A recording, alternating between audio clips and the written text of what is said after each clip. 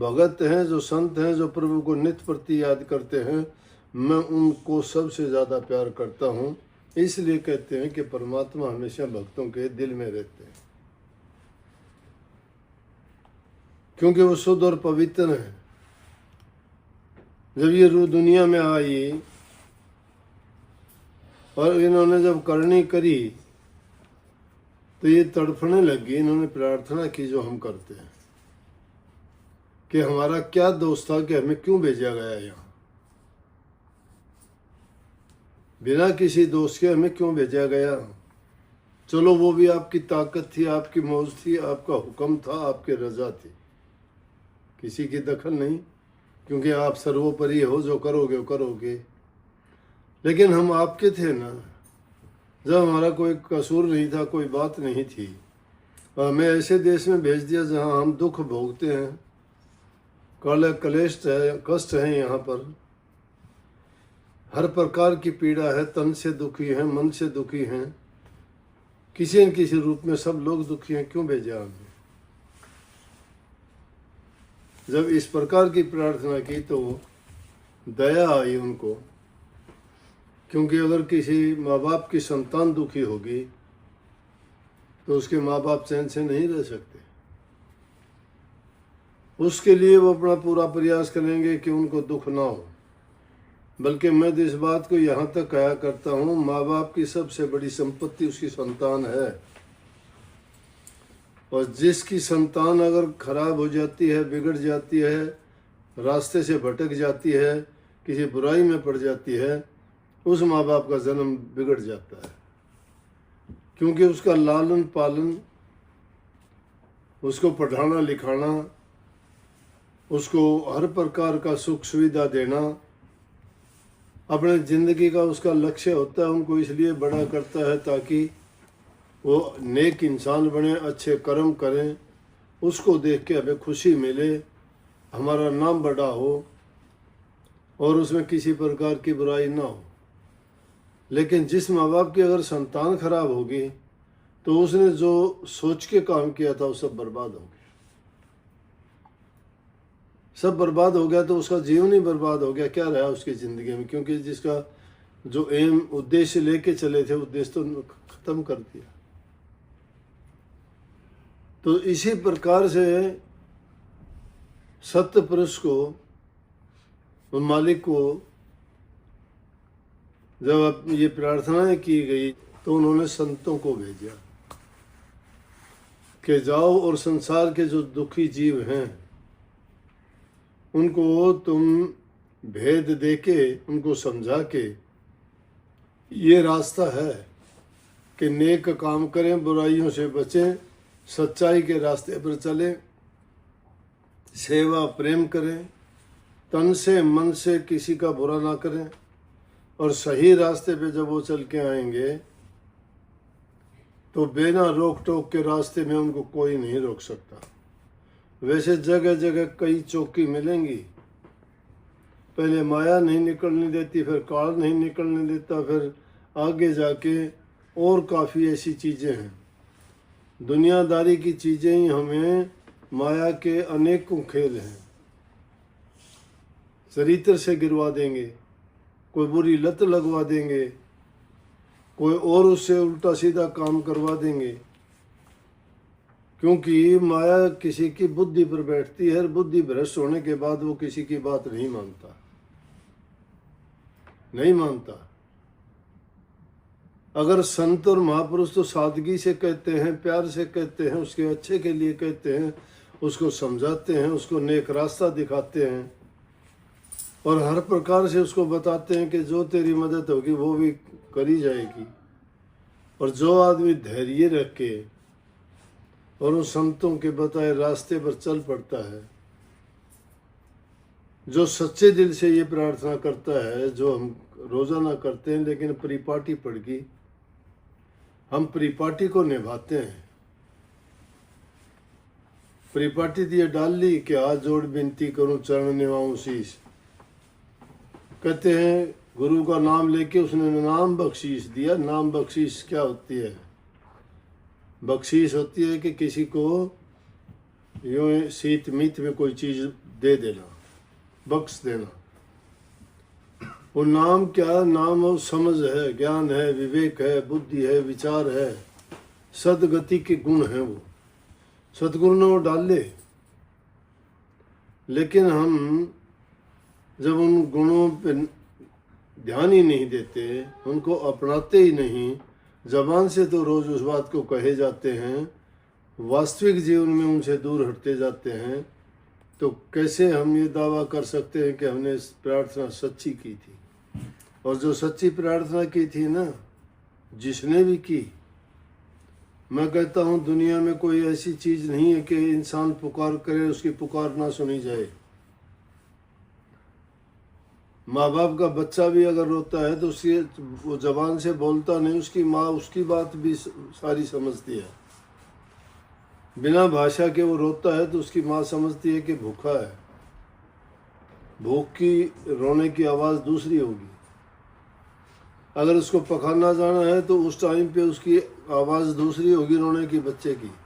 माँ समझ जाएगी इसकी पेट में दर्द है या इसको जो है पखाना करना है, या भूख की अलग है, दर्द पीड़ा की अलग है। उन चीज़ों को माँ समझ जाती है बच्चा क्या चाहता है।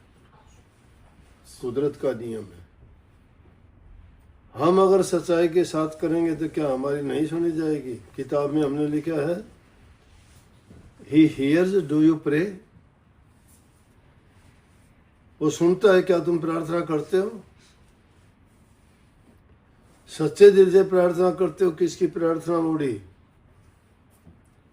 अगर यहाँ से ऊपर जबान जबान से कहते हो नहीं सुनी जाती, हृदय की पुकार तो उन्होंने सबकी सुनी।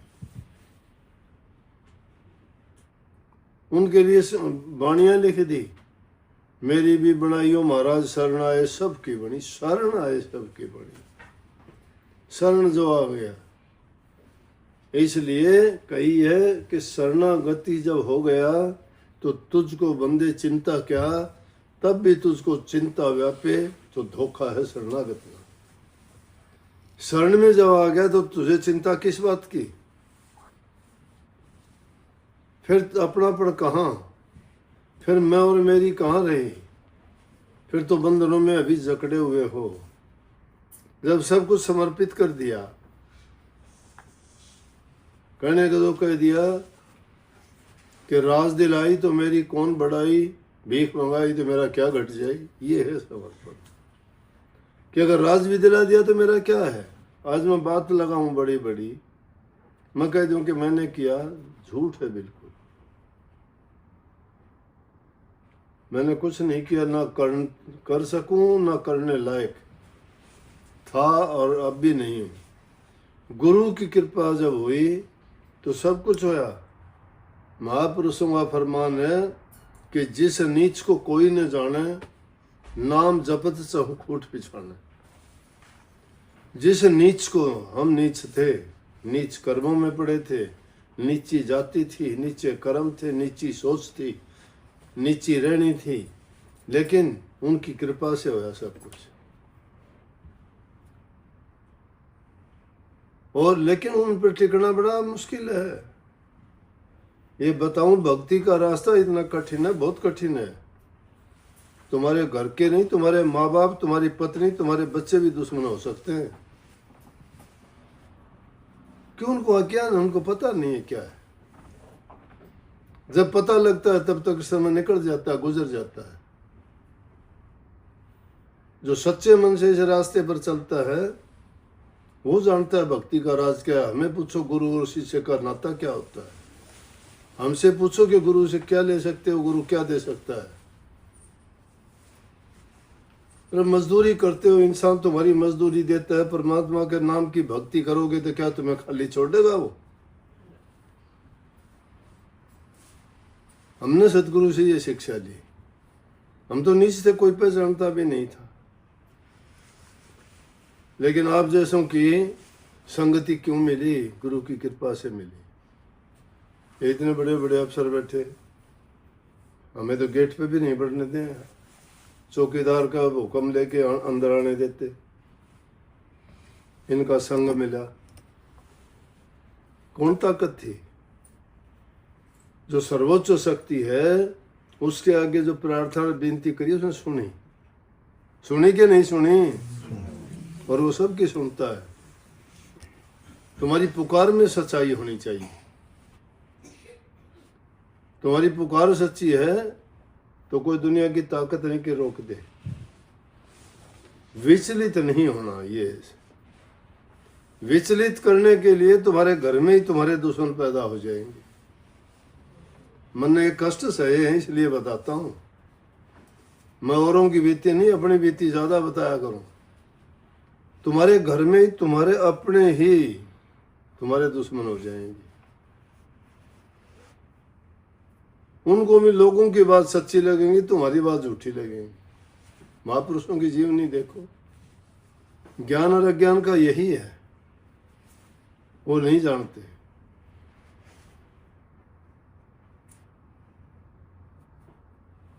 ये कैसे समझेंगे? उल्लू के दिन भी निकलता है, वो तो रात के अंधेरे में जीता है, दिन के टाइम में आंख बंद करके खोटर में पड़ा रहता है। हम तो उस अज्ञान के गुलाम हैं, उल्लू के जैसे। इसीलिए इंसान को उल्लू है। ये उल्लू क्यों है? उसको ज्ञान नहीं है, उसको प्रकाश का नहीं पता है कि दिन भी उदय होता है, प्रकाश होता है, अंधकार में है वो। इसलिए प्रार्थनाएं झूठी नहीं होती, सच्ची है। किसी आदमी के आगे भी तो जाके गिड़गिड़ाते हो, भाई मेरी मदद कर दे, मैं गरीब हूँ, मैं भूखा हूँ, माई दे दे कुछ। देते हैं कि नहीं? धक्का दे के निकालता है कोई? चाहे उसको कुछ भी देते हैं। तो जब इंसान तुम्हारी प्रार्थना सुनने लग रहा है और सच्चे दिल से तुम प्रभु की प्रार्थना करोगे तो वो नहीं सुनेगा क्या? हमारी सोच में धोखा है, हमारे ख्याल में कपट है। सच्चा मंत्र क्या है? सच्चे कर्म करने हैं, हृदय को साफ रखना है। जो इसमें दुष्ट विचार बसे हुए हैं उनको बाहर निकालना है। ये दुनिया तो चलती रहेगी, यहाँ कोई किसी का सगा नहीं है, कोई किसी का नहीं है। मैं तुम्हारा नहीं, तुम मेरे नहीं हो। मिल के बैठे हैं आराम से, जिंदगी अच्छे सोच और अच्छे ख्याल और विचार से जीते हैं, सुखी रहेंगे। 4 दिन के बाद में कोई किसी को याद नहीं करता। ये साथी शमशान घाट तक के हैं। तुम्हारा अंत तक संग निभाने वाला, साथ निभाने वाला सतगुरु है, वो ज्ञान है। ज्ञान जाएगा साथ। भटको नहीं। सच्ची प्रार्थना रोजाना सुबह उठ के कर लिया करो। तुम ध्यान सुमन नहीं कर सकते ना, सच्ची बात बताऊंगा तुम्हें। सुबह उठते ही ये प्रार्थना कर लिया करो और काम दुनियादारी के बाद में किया करो कि हे प्रभु, हे सतगुरु, अज्ञानी हूँ, मूर्ख हूँ, समझ नहीं है। समझ है तो भी मैं नहीं कर सकता, क्योंकि दुनियादारी की जो चीजें हैं उनका गुलाम हो चुका हूँ। आपकी कृपा के बिना मेरी ये बुराइयां नहीं निकलेंगी, लेकिन जैसा तैसा भी हूँ, आप कृपा करो, मेरी ये बुराइयां भी निकालो और मुझे इस दलदल से बाहर निकाल के अपने चरणों में बसा दो। मेरी खोटी नीयत को अच्छी बनाओ, सच्ची बनाओ और मुझे अपने चरणों में लगाओ। जाने में अनजाने में जो गलतियां होती है उसके लिए मुझे बख्शो। आपकी कृपा के बिना कुछ भी नहीं हो सकता। ये प्रार्थना रोजाना करो, सुबह करो, शाम करो। सच्चे मन से करना, समर्पित भाव से करना कि सब कुछ तन मन धन आपका ही है। तो निश्चित रूप से ये पाओगे, कुछ ही दिन में आप निश्चिंत हो जाओगे। सारी चीजें आपको सत्य नजर आने लगेंगी, क्योंकि प्रभु की बनाई चीज कोई झूठी नहीं है। अब झूठी क्यों मानते हैं? कि दुनिया की बातों के कारण उनकी आवाज नहीं सुनते।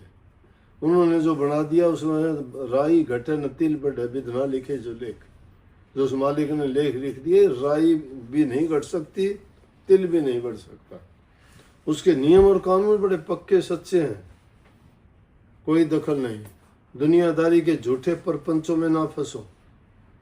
ये लोग ड्रामेबाजी, नाटकबाजी करके भोले जीवों को ठगते हैं। कोई कुछ भय दिखाया, कोई डर दिखाया, कोई किसी को कुछ दिखाया कि ये होगा, वो हो जाएगा। परमात्मा ने किसी को सर्टिफिकेट, डिग्री दे के नहीं भेजे जाके तू उनको ये काम बताना। संतों के सिवाय जीव का कल्याण का जगह कोई नहीं है। सबको बहुत बहुत आशीर्वाद। राधा